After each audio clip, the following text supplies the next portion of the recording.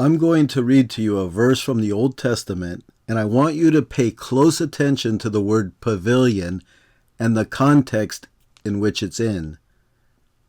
For in the time of trouble, he shall hide me in his pavilion. In the secret place of his tabernacle, he shall hide me. He shall set me high upon a rock. Psalm 27:5. The word pavilion is a military term, which not only means a military tent, but it's the military tent of the commander of the army that is placed away from the chaos and enemy. So, I'll read the first part again so you'll understand just how relevant to our own life it is. For, in the time of trouble, he shall hide me in his pavilion. In other words, when you're in trouble, getting fatigued or overwhelmed in the war, the commander of the army, God, pulls you from the battlefield and places you in the safest place you can be. He doesn't pull you out of the war, nor discharges you and then sends you home, but you're given the physical and emotional rest you need, albeit it's temporary rest. After all, a military tent is a temporary and mobile structure, and eventually the stakes are pulled up and it will be set up in another battlefield.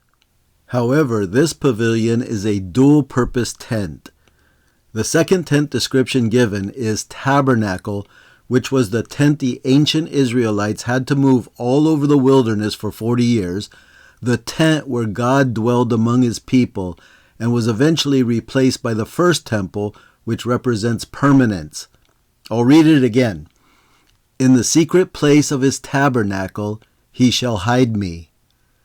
This is the tent where you will get your spiritual strength renewed by being with God and worshiping him there in the Holy of Holies. The verse concludes with, he shall set me high upon a rock. We're not talking about a big boulder you climb upon, but the Hebrew word means a large rock formation or massive bedrock that's elevated.